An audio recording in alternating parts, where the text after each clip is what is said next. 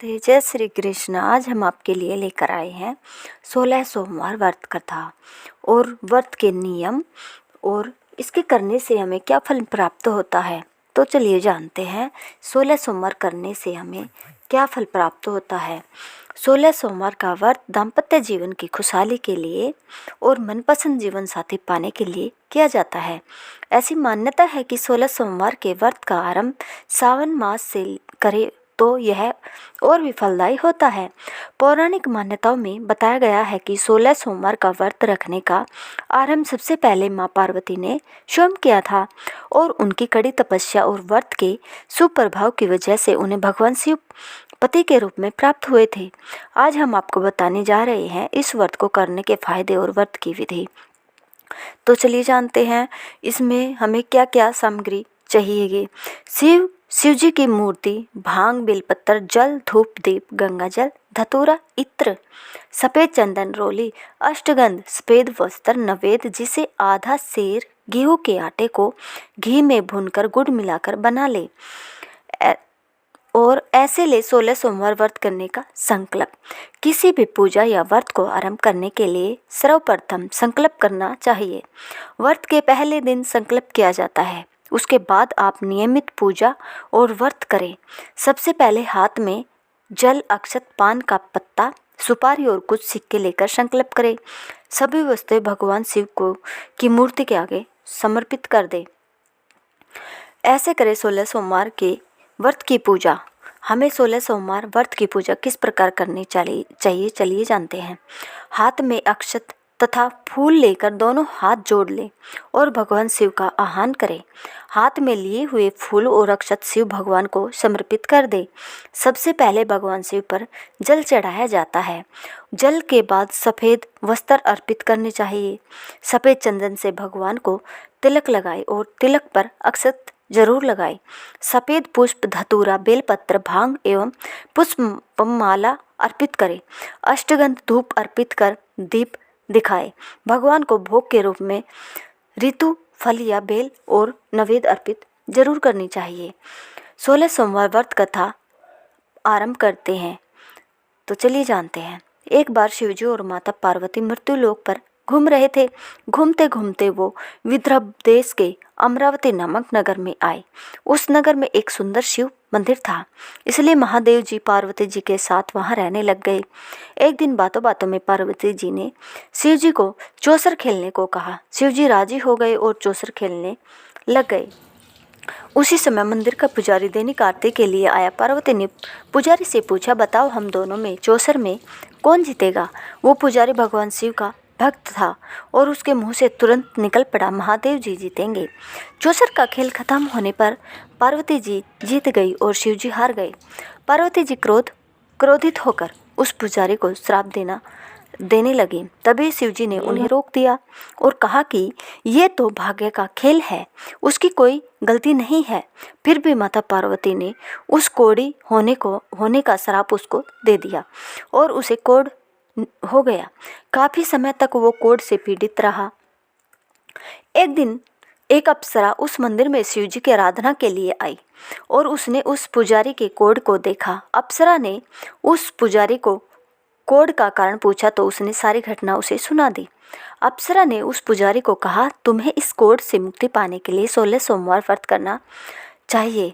उस पुजारी ने व्रत करने की विधि उससे पूछी। अप्सरा ने बताया, सोमवार के दिन नहा धोकर साफ कपड़े पहन लेना और आधा किलो आटे में पिंजरी बना देना। उस पिंजरी के 3 भाग कर लेना। पंजीरी के 3 भाग कर लेना। प्रदोष काल में भगवान शिव की आराधना करना। इस पंजीरी के 1/3 हिस्से को आरती में आने वाले लोगों को प्रसाद के रूप में दे देना। इस तरह 16 सोमवार तक यही विधि अपनाना। 17वें सोमवार को 1/4 गेहूं के आटे से चूरमा बना देना और शिव जी को अर्पित कर लोगों में बांट देना। इससे तुम्हारा कोढ़ दूर हो जाएगा। इस तरह 16 सोमवार व्रत करने से उसका कोढ़ दूर हो गया और वो खुशी खुशी रहने लगा। एक दिन शिवजी और पार्वती जी दोबारा उस मंदिर में लौटे और उस पुजारी को एकदम स्वस्थ देखा। पार्वती जी ने उस पुजारी से स्वास्थ्य लाभ होने का राज पूछा। उस पुजारी ने कहा उसने 16 सोमवार व्रत किए जिससे उसका कोढ़ दूर हो गया। पार्वती जी इस व्रत के बारे में सुनकर बहुत प्रसन्न हुई। उन्होंने भी ये व्रत किया और इससे उनका पुत्र वापस घर लौट आया और आज्ञाकारी बन गया। कार्तिकेय ने अपनी माता से उनके मानसिक परिवर्तन का कारण पूछा जिससे वो वापस घर लौट आए। पार्वती ने उनसे इस सब के पीछे 16 सोमवार व्रत के बारे में बताया। कार्तिकेय यह सुनकर बहुत खुश हुआ। कार्तिकेय ने भी अपने दूर गए ब्राह्मण मित्र से मिलने के लिए उस व्रत को किया और 16 सोमवार होने पर उनका मित्र उनसे मिलने विदेश से वापस लौट आया। उनके मित्र ने इस राज का कारण पूछा तो कार्तिकेय ने 16 सोमवार व्रत की महिमा बतलाई। यह सुनकर उस ब्राह्मण मित्र ने भी विवाह के लिए 16 सोमवार व्रत रखने के लिए विचार किया। एक दिन राजा अपनी पुत्री के विवाह की तैयारी कर रहा था। कई राजकुमार राजा की पुत्री से विवाह करने के लिए आए। राजा ने एक शर्त रखी कि जिस भी व्यक्ति के गले में हथनी वरमाला डालेगी उसी के साथ ही उसकी पुत्री का विवाह होगा। वो ब्राह्मण भी वही था और भाग्य से उस हथनी ने उस ब्राह्मण के गले में वरमाला डाल दी। शर्त के अनुसार राजा ने उस ब्राह्मण से अपनी पुत्री का विवाह करा दिया। एक दिन राजकुमारी ने ब्राह्मण से पूछा आपने ऐसा क्या पुण्य किया जो हथिनी ने दूसरे सभी राजकुमारों को छोड़कर आपके गले में वरमाला डाल दी। उसने कहा प्रिय मैंने अपने मित्र कार्तिकेय के कहने पर 16 सोमवार व्रत किए थे। उसी के परिणाम स्वरूप तुम लक्ष्मी जैसी दुल्हन मुझे मिली। राजकुमारी यह सुनकर बहुत प्रभावित हुई और उसने भी पुत्र प्राप्ति के लिए 16 सोमवार व्रत रखा। फलस्वरूप उसके एक सुंदर पुत्र का जन्म हुआ और जब पुत्र बड़ा हुआ तो पुत्र ने पूछा माँ आपने ऐसा क्या किया जो आपको मेरे जैसा पुत्र मिला। उसने भी पुत्र को 16 सोमवार व्रत की महिमा बतलाई। यह सुनकर भी उसने भी राजपाट की इच्छा के लिए ये व्रत रखा। उसी समय एक राजा अपनी पुत्री के विवाह के लिए वर तलाश कर रहा था तो लोगों ने उस बालक को विवाह के लिए उचित बताया। राजा को इसकी सूचना मिलते ही उसने अपनी पुत्री का विवाह उस बालक के साथ करा दिया। कुछ सालों बाद जब राजा की मृत्यु हुई तो वो राजा बन गया क्योंकि उस राजा के कोई पुत्र नहीं था। राजपाट मिलने के बाद भी वो सोमवार व्रत करता रहा। एक दिन 17वें सोमवार व्रत पर उसकी पत्नी को भी पूजा के लिए शिव मंदिर आने को कहा लेकिन उसने खुद आने के बजाय दासी को भेज दिया। ब्राह्मण पुत्र के पूजा खत्म होने के बाद आकाशवाणी हुई तुम अपनी पत्नी को अपने महल से दूर रखो वरना तुम्हारा विनाश हो जाएगा। ब्राह्मण पुत्र ये सुनकर बहुत आश्चर्यचकित हुआ। महल वापस लौटने पर उसने अपने राजदरबारियों को भी यह बात बताई तो दरबारियों ने कहा कि जिसकी वजह से ही उसे राजपाट मिला है वो उसी को महल से निकालेगा। लेकिन उस ब्राह्मण पुत्र ने उसे महल से बाहर निकाल दिया। वो राजकुमारी भूखी प्यासी एक अनजान नगर में आई। वहाँ पर एक बूढ़ी औरत धागा बेचने बाजार जा रही थी। जैसे ही उसने राजकुमारी को देखा तो उसने उसकी मदद करते हुए उसके साथ व्यापार में मदद करने को कहा। राजकुमारी ने भी एक टोकरी अपने सर पर रख ली। कुछ दूरी पर चलने के बाद एक तूफान आया और वो टोकरी उड़कर चली गई। अब वो बूढ़ी औरत रोने लग गई और उसने राजकुमारी को मनहूस मानते हुए आगे जाने को कहा। उसके बाद एक तेली के घर पहुंची और उसके वहाँ घूमते ही सारे तेल के घड़े फूट गए और तेल बहने लगा। उस तेली ने भी उसे मनहूस मानकर उसको वहाँ से भगा दिया। इसके बाद वो एक सुंदर तालाब के पास पहुंची और जैसे ही पानी पीने लगी उस पानी में कीड़े चलने लगे और सारा पानी धुंधला हो गया।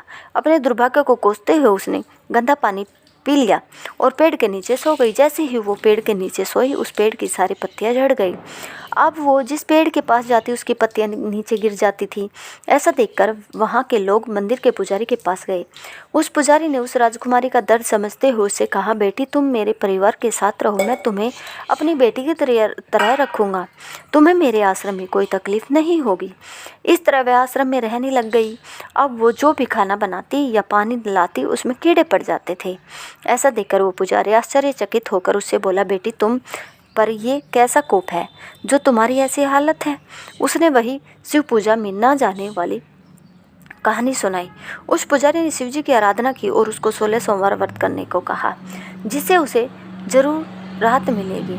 उसने 16 सोमवार व्रत किया और 17वें सोमवार पर ब्राह्मण पुत्र उसके बारे में सोचने लगा।